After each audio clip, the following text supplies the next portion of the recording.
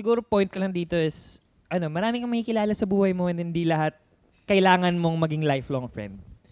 Hindi lahat kailangan mong maging close friend. As it is, As diba? painful as it sounds, may mga taong nandyan lang sa buhay mo para dumaan. Yes, but also really, Oo.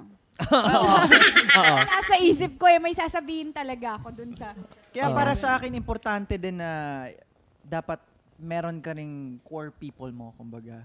Kasi, ayun, like, life goes on. Like, dami mong mamimit na tao, importante pa rin na andun pa rin yung taong, alam mo yun, pagkakatiwalaan mo. Like, from the start, nandyan talaga para sa'yo. Di makaklasify mo yung mga tao na yan eh. Diba?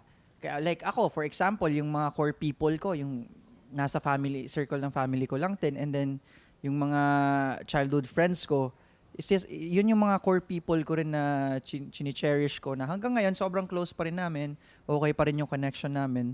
So kahit nandito ako sa Manila, kahit nagkaroon din ako ng mga close friends dito, sila intact pa rin and nasasabi kong core people ko sila kasi I feel safe with them. Tsaka sometimes you need to treasure that friendship kasi it brings back to your core. You need it. You need them. Giniground ka ng friends mo. Parang ano lang din, jowa. Ano ba yung kailangan mo sa taong to? Kasi hindi mo naman siya kakaibiganin kung hindi ka naman sa kailangan mo siya, kaya mo kinaibigan, pero what can you get from that, what can you learn from the person? Maraming benefits na pwede makuha sa friendship.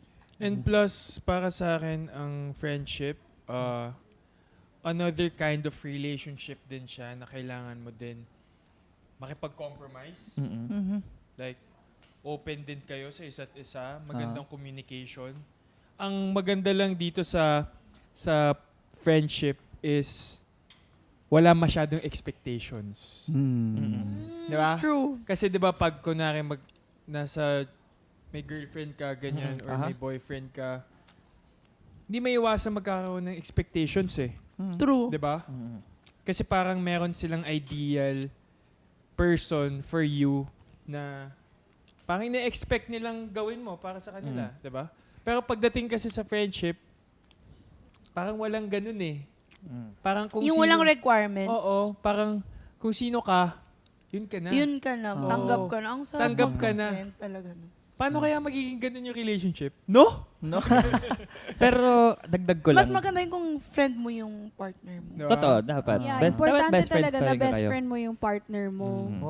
Sabihin mo siya. Pero dagdag ko lang kasi parang like kahit yung core people mo kasi, like, itong mga lifelong friends of convenience, ganun, people move in and out of phases eh. Yep.